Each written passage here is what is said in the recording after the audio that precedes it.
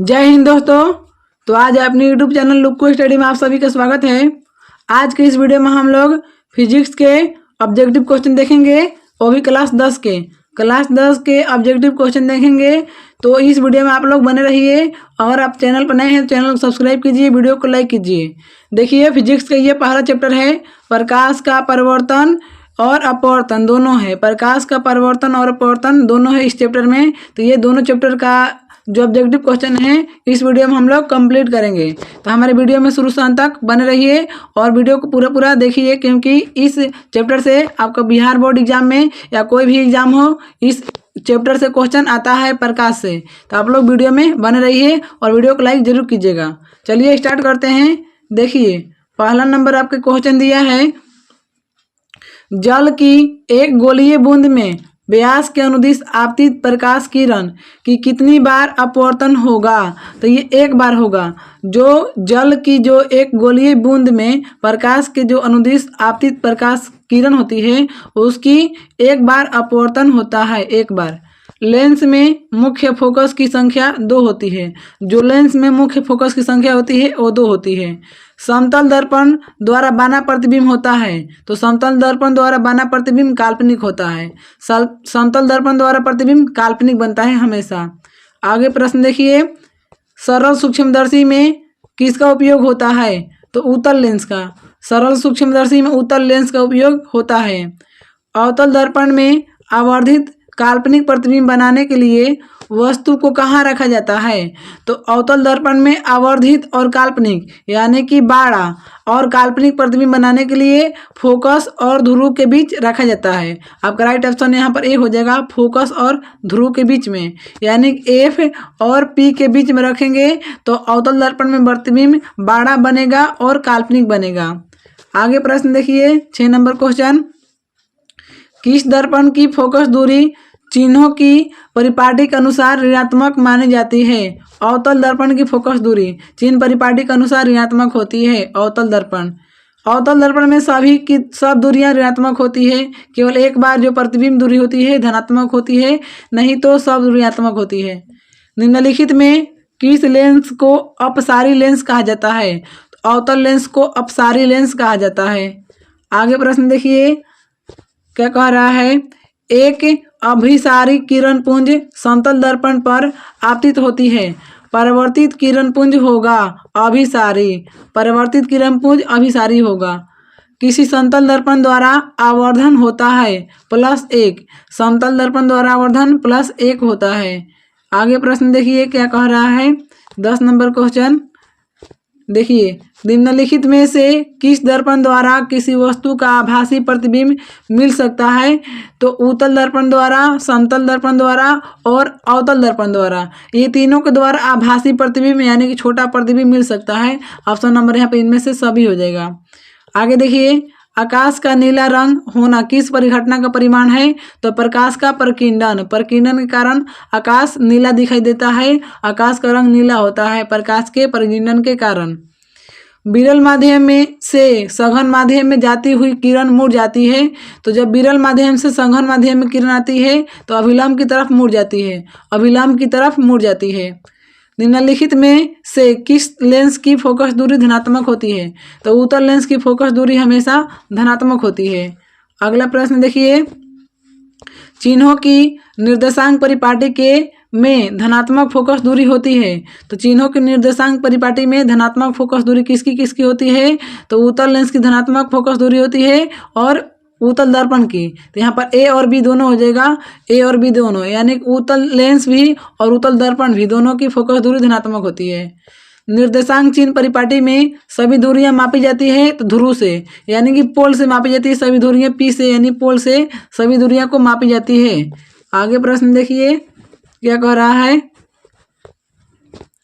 देखिए सघन माध्यम के विरल माध्यम में गमन करने पर आपतन कोण यानी कि I0 = 0 और अपवर्तन कोण R में क्या संबंध होता है? तो कोण I जो है छोटा होगा, कोण R बड़ा होगा, यानी कि कोण R जो है बड़ा होगा कोण I से।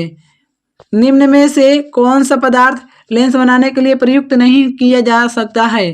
तो मिट्टी को लेंस बनाने में प्रयुक्त नहीं किया जाता है।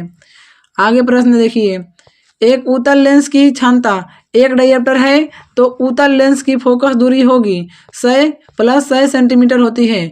अगर उत्तल लेंस की जो क्षमता होती है एक डायप्टर होती है तो एक डायप्टर मीटर में होती है और इसको हम लोग चेंज करेंगे सेंटीमीटर में तो 100 से गुना कर देंगे तो आ जाएगा यहाँ पर 100 सेंटीमीटर हो जाएगा। आगे प्रश्न देखिए, किसी बिंब का वास्तविक तथा समान साइज का प्रतिबिंब प्राप्त करने के लिए बिंब को उत्तल लेंस के सामने कहाँ रखा जाना चाहिए? तो फोकस दूरी की दोगुनी दूरी पर, फोकस दूरी की दोगुनी दूरी पर रखेंगे प्रतिबिंब को, तभी आपका समान साइज का प्रतिबिंब प्राप्त होगा। आगे प्रश्न देखिए क्या बोल रहा है, कह रहा है प्रश्न संख्या 20 नंबर क्वेश्चन देखिए। 20 नंबर प्रश्न कह रहा है आपके, किसी गोलीय दर्पण तथा किसी पतले गोलीय लेंस दोनों की फोकस दूरियां -15 सेंटीमीटर है, दर्पण तथा लेंस संभव है तो दोनों अवतल होगा। ये आपका न्यूमेरिकल क्वेश्चन है, तो न्यूमेरिकल आपके अगला वीडियो एक स्पेशल न्यूमेरिकल का वीडियो बना देंगे, उसको देख लेना। प्रकाश के अपवर्तन के कितने नियम हैं? तो 2। प्रकाश के अपवर्तन के मुख्यतः 2 नियम होते हैं। और प्रकाश के परावर्तन के कितने नियम हैं? तो उसके भी 2। प्रकाश के अपवर्तन हो या परावर्तन हो, दोनों के 2-2 नियम होते हैं। आगे प्रश्न देखिए 23 नंबर क्वेश्चन, सरल सूक्ष्मदर्शी में किसका उपयोग होता है? तो आपके उत्तल लेंस का प्रयोग होता है। जो सरल सूक्ष्मदर्शी होता है उसमें उत्तल लेंस का प्रयोग किया जाता है। किसी माध्यम के अपवर्तनांक का मान होता है तो sin i बटा sin r होता है। किसी माध्यम का अपवर्तनांक का मान sin i बटा sin r होता है। आगे प्रश्न देखिए 25 नंबर क्वेश्चन, एक उत्तल लेंस होता है तो किनारों की अपेक्षा बीच में मोटा। देखिए उत्तल लेंस इस तरीका का होता है, यानी किनारों की जो अपेक्षा होता है वो बीच में मोटा होता है, तो किनारों की अपेक्षा बीच में मोटा होता है। अवतल लेंस का आवर्धन m बराबर होता है तो v बटा u, अवतल लेंस का आवर्धन m बराबर v बटा u होता है। आगे प्रश्न देखिए क्या कह रहा है, गोलीय दर्पण में फोकसांतरण एवं वक्रता त्रिज्या के बीच संबंध होता है। तो गोलीय दर्पण और फोकसांतरण के बीच संबंध होता है r बराबर 2f होता है, या f बराबर हो जाएगा आपके r/2, तो यहाँ पर राइट ऑप्शन यहाँ ए हो जाएगा। आगे प्रश्न देखिए क्या कह रहा है, निर्गत किरण एवं अभिलंब के बीच के कोण को कहते हैं? निर्गत कोण कहते हैं। निर्गत किरण और अभिलंब के बीच के कोण को क्या कहते हैं? निर्गत कोण कहते हैं। आगे प्रश्न देखिए 29 नंबर क्वेश्चन, 1 मीटर फोकस दूरी वाले उत्तल लेंस की जो क्षमता होगी क्या होगी? तो यहाँ पर 1 डायप्टर होती है, क्योंकि जो 1 मीटर होता है वो 1 डायप्टर के बराबर होता है, तो इसीलिए 1 मीटर जो क्षमता होती है उसकी फोकस उत्तल लेंस की क्षमता कितना हो जाएगा? 1 डायप्टर हो जाएगा। आगे प्रश्न देखिए, किस अवतल दर्पण द्वारा काल्पनिक सीधा तथा आवर्धित प्रतिबिंब बनता है? जब वस्तु स्थिति हो दर्पण तथा उसके फोकस के बीच, दर्पण तथा उसके फोकस के बीच, अगर दर्पण रहेगा और फोकस के बीच रहेगा तभी ये काल्पनिक सीधा और आवर्धित प्रतिबिंब बन पाएगा। आगे प्रश्न देखिए, किस दर्पण द्वारा प्रतिबिंब सीधा एवं छोटा होता है? तो उत्तल दर्पण द्वारा। उत्तल दर्पण द्वारा प्रतिबिंब छोटा होता है और सीधा भी होता है। अवतल दर्पण है अभिसारी, अवतल दर्पण है अभिसारी दर्पण है अवतल दर्पण। आगे प्रश्न देखिए 33 नंबर क्वेश्चन, उत्तल दर्पण से बना प्रतिबिंब होता है तो काल्पनिक एवं छोटा होता है। उत्तल दर्पण से प्रतिबिंब काल्पनिक और छोटा बनता है। निम्नलिखित में से किस दर्पण द्वारा किसी वस्तु का वास्तविक प्रतिबिंब प्राप्त किया जा सकता है? तो अवतल दर्पण द्वारा किसी वस्तु का वास्तविक प्रतिबिंब प्राप्त किया जा सकता है। निम्नलिखित में से किसमें बाड़ा और वास्तविक प्रतिबिंब बनता है? तो अवतल दर्पण में बाड़ा और वास्तविक प्रतिबिंब बनता है। देखिए समतल दर्पण द्वारा बना प्रतिबिंब हमेशा कैसा होता है? तो काल्पनिक होता है, काल्पनिक। समतल जो दर्पण है उसमें हमेशा काल्पनिक प्रतिबिंब बनता है। किसी वस्तु का आवर्धित प्रतिबिंब बनता है तो अवतल दर्पण में, अवतल दर्पण में आवर्धित यानी कि बाड़ा प्रतिबिंब बनता है। काल्पनिक प्रतिबिंब हमेशा सीधा होता है, काल्पनिक प्रतिबिंब हमेशा कैसा होता है? सीधा होता है। 39 नंबर प्रश्न देखिए, किस दर्पण में हमेशा आभासी और छोटा प्रतिबिंब बनता है? उत्तल दर्पण में। उत्तल दर्पण में हमेशा प्रतिबिंब आभासी और छोटा बनता है। निम्न में से किस दर्पण की फोकस दूरी धनात्मक होती है? उत्तल दर्पण की फोकस दूरी धनात्मक होती है। उत्तल दर्पण की फोकस दूरी धनात्मक होती है। गोलीय दर्पण के ध्रुव और फोकस के बीच की दूरी को कहते हैं फोकसांतरण कहते हैं। गोलीय दर्पण और ध्रुव के जो बीच की जो दूरी होती है उसको फोकसांतरण कहते हैं। अगला प्रश्न देखिए, कह रहा है आपका अगला प्रश्न है, वक्रता त्रिज्या r एवं फोकस दूरी f में संबंध है। तो यहाँ पर आपका राइट ऑप्शन f बराबर r/2 होता है, या यहाँ पर r बराबर हो जाएगा 2f, या f बराबर हो जाएगा यहाँ पर r/2। तो यहाँ पर राइट ऑप्शन आपके a हो जाएगा। हजामत बनाने के लिए प्रयोग होता है अवतल दर्पण का। हजामत बनाने वाले दर्पण को अवतल दर्पण कहते हैं। सोलर कुकर में प्रयोग किया जाता है तो अवतल दर्पण का, सोलर कुकर में अवतल दर्पण का प्रयोग किया जाता है, इस्तेमाल किया जाता है। सर्च लाइट की परावर्तक सतह होती है अवतल दर्पण की। जो सर्च लाइट की परावर्तक सतह होती है अवतल दर्पण की होती है। रोगियों की नाक, कान, गले आदि की जांच करने के लिए डॉक्टर प्रयोग करते हैं तो अवतल दर्पण को। जो रोगी होते हैं उसको नाक, कान, गले ये सब जांच करने के लिए जो होते हैं अवतल दर्पण का इस्तेमाल होता है। आगे प्रश्न देखिए, अगला प्रश्न है 47 नंबर क्वेश्चन देखिए। पानी में डूबे एक उत्तल लेंस की फोकस दूरी हवा में इसकी फोकस दूरी की अपेक्षा कम हो जाती है। जो पानी में जो डूबे होते हैं उत्तल लेंस की फोकस दूरी वो हवा की अपेक्षा क्या होती है? कम हो जाती है। उत्तल लेंस में बना प्रतिबिंब होता है वास्तविक और उल्टा होता है। जो उत्तल लेंस में प्रतिबिंब बनता है वास्तविक और उल्टा बनता है। आगे प्रश्न देखिए 49 नंबर, उत्तल लेंस द्वारा काल्पनिक प्रतिबिंब बनता है जब बिंब फोकसांतरण से कम दूरी पर रहता है। जब बिंब फोकसांतरण से कम दूरी पर रहता है तब उत्तल लेंस में काल्पनिक प्रतिबिंब बनता है। लेंस की क्षमता क्या होती है? तो फोकस दूरी की व्युत्क्रम। जो लेंस की क्षमता होती है वो फोकस दूरी की व्युत्क्रम होती है, यानी कि f बराबर होता है 1/f, या यहाँ पर हो जाएगा f बराबर 1/p होता है। व्युत्क्रम होता है उल्टा एक दूसरे का, फोकस और क्षमता। आगे प्रश्न देखिए, उत्तल लेंस में जब बिंब f और 2f के बीच रखा जाता है तब बाना प्रतिबिंब होता है बड़ा और वास्तविक होता है। दो वक्रीय पृष्ठों से घिरे ठोस माध्यम को गोलीय दर्पण कहते हैं, गोलीय लेंस कहते हैं। दो वक्रीय पृष्ठों से घिरे ठोस माध्यम को क्या कहते हैं? गोलीय लेंस कहते हैं। आगे क्वेश्चन देखिए, किस लेंस का उपयोग कर दीर्घ दृष्टि दोष को दूर यानी संशोधित किया जाता है? तो उत्तल लेंस को। उत्तल लेंस का प्रयोग करके दीर्घ दृष्टि दोष दूर कर सकते हैं आराम से।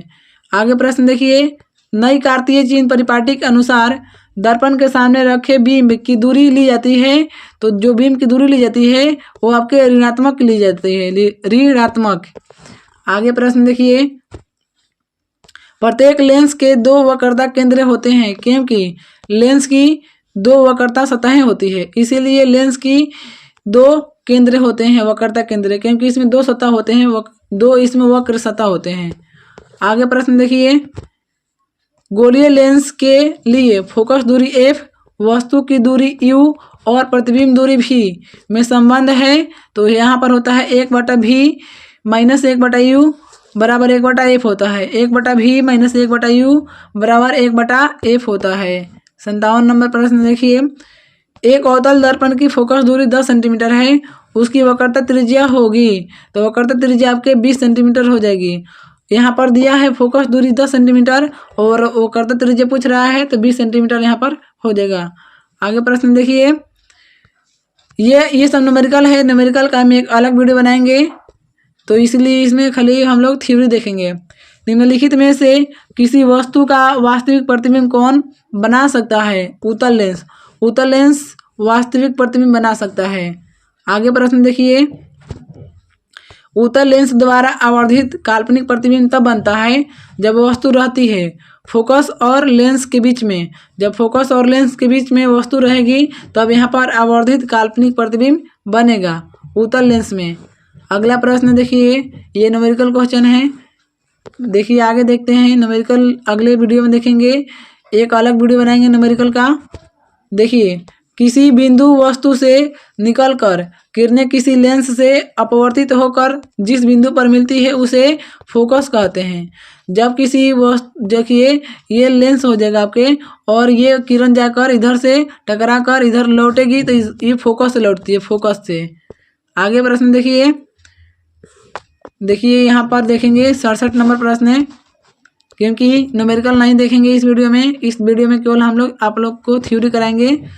फोटोग्राफी कैमरा का अभिदृश्यक होता है उत्तल लेंस का। जो फोटोग्राफी कैमरा का जो अभिदृश्यक होता है वो उत्तल लेंस का होता है।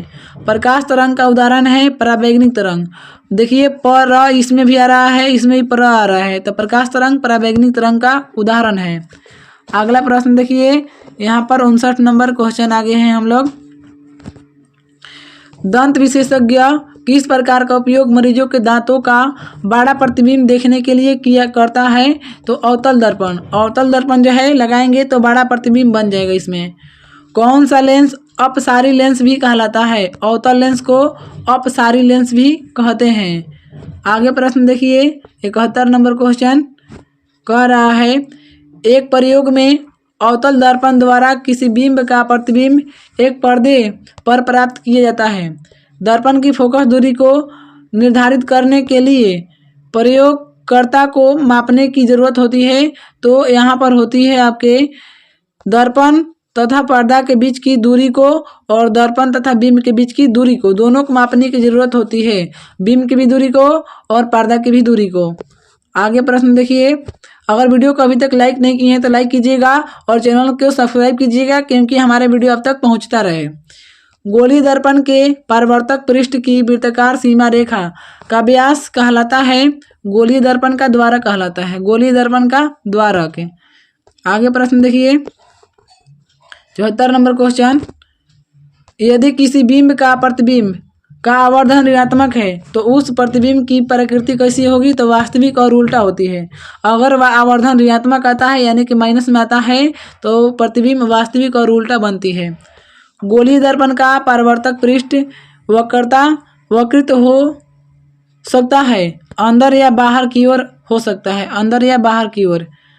वह गोलीय दर्पण जो अंदर की तरफ वक्रित हो कहलाता है अवतल दर्पण कहलाता है। जो अंदर की तरफ ऐसे रहता है, वक्रित रहता है। देखिए ये तो अवतल दर्पण हो जाएगा। यहाँ पर अवतल दर्पण पूछ रहा है तो यहाँ पर अवतल दर्पण ऐसे हो जाएगा, जो अंदर की ओर वक्रित रहता है उसे अवतल दर्पण कहते हैं।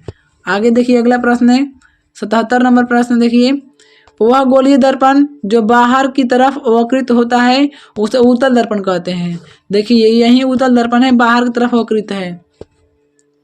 गोलीय दर्पण के परावर्तक पृष्ठ के केंद्र को दर्पण का कहा जाता है? ध्रुव कहा जाता है। गोलीय दर्पण के परावर्तक पृष्ठ के केंद्र को क्या कहते हैं? ध्रुव कहते हैं। गोलीय दर्पण का वक्रता केंद्र को किस अक्षर से सूचित किया जाता है? तो सी से, यानी वक्रता केंद्र को सी द्वारा सूचित किया जाता है। अगला नंबर प्रश्न देखते हैं, किसी लेंस द्वारा उत्पन्न आवर्धन का ऐसा ही मात्रक विहीन होता है। आवर्धन का कोई ऐसा ही मात्रक नहीं होता है, इसीलिए इसको मात्रक विहीन कहते हैं। निम्नलिखित में यानी निम्न में से किस लेंस की फोकस दूरी धनात्मक होती है? उत्तल लेंस। उत्तल लेंस की फोकस दूरी धनात्मक होती है।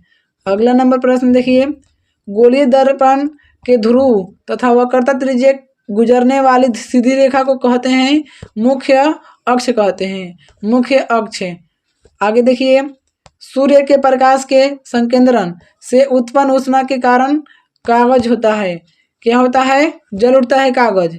सूर्य के प्रकाश के संकेंद्रण से उत्पन्न ऊष्मा के कारण जल उठता है कागज, क्योंकि जब सूर्य का प्रकाश एक जगह पड़ेगा तो पड़ने पर वो गर्म कर देगा और गर्म से कागज जल उठता है।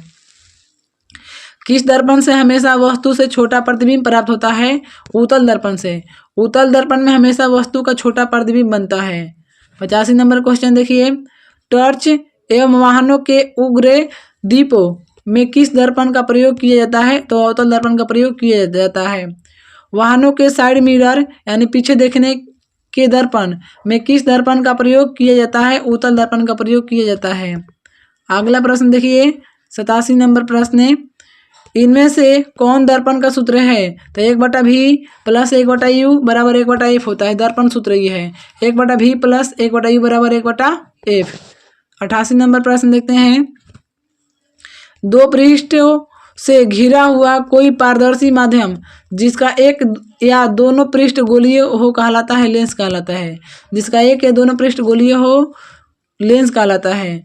उत्तल लेंस को कहते हैं अभिसारी लेंस। उत्तल लेंस को अभिसारी लेंस कहा जाता है।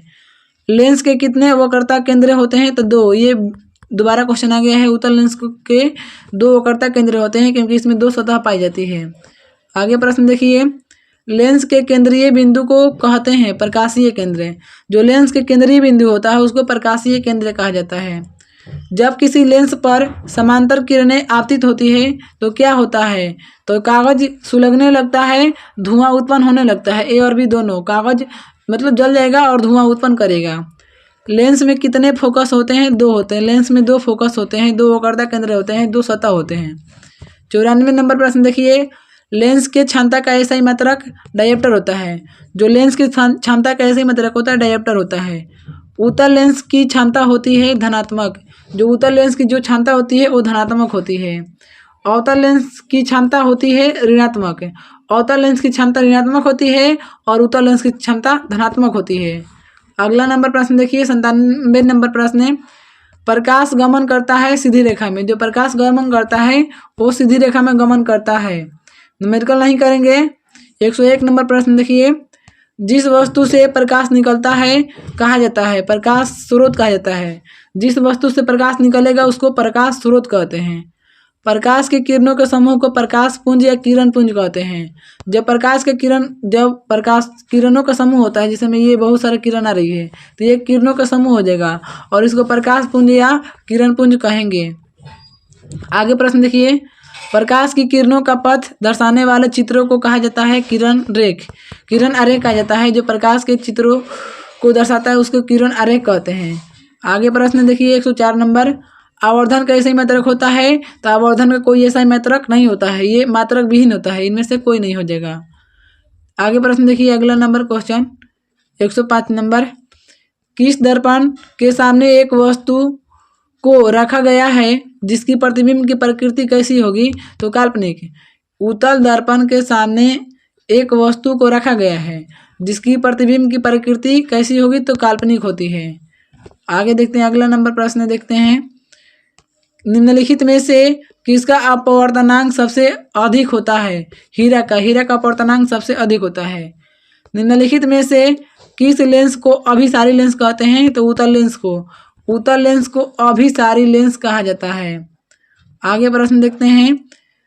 दर्पण के सामने किसी भी दूरी पर स्थित वस्तु का प्रतिबिंब सीधा प्रतीत होता है तो वह दर्पण या तो समतल अथवा उत्तल दोनों हो सकता है। या तो समतल होगा या तो उत्तल होगा। यानी कि यहाँ पर हो जाएगा आपके ए और सी दोनों हो जाएगा। आगे प्रश्न देखते हैं। 110 नंबर पर हो चुके हैं। निम्नलिखित में किस माध्यम में प्रकाश की चाल सबसे अधिक होता है? तो निर्वात में। निर्वात में प्रकाश की चाल अधिक होता है क्योंकि वहाँ पर रोकने के लिए कोई माध्यम नहीं होता है, इसलिए प्रकाश की चाल वहाँ पर अधिक होता है। तैलीय कागज होता है पारभाषक। पारभाषक होता है तैलीय कागज। अगर किसी कागज में तेल लग जाएगा तो उसके अक्षर लिखा हुआ अक्षर उस पार भी दिखाई देने लगेगा, दोनों तरफ है। आगे प्रश्न देखते हैं। समतल दर्पण की फोकस दूरी होती है तो अनंत। जो समतल दर्पण की फोकस दूरी होती है अनंत होती है। देखिए ये समतल दर्पण है और इसकी फोकस दूरी जहाँ तक जाइएगा ये जहाँ तक फोकस दूरी बढ़ते जाएगा तो समतल दर्पण की फोकस दूरी अनंत होती है। आगे प्रश्न देखिए।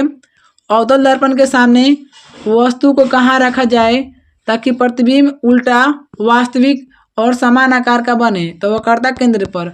अवतल दर्पण में वक्रता केंद्र पर अगर प्रतिबिंब रखेंगे तो वस्तु प्रतिबिंब का बराबर बनेगा और उल्टा और वास्तविक बनेगा। उत्तल दर्पण से बना काल्पनिक प्रतिबिंब होता है सीधा एवं हरासित।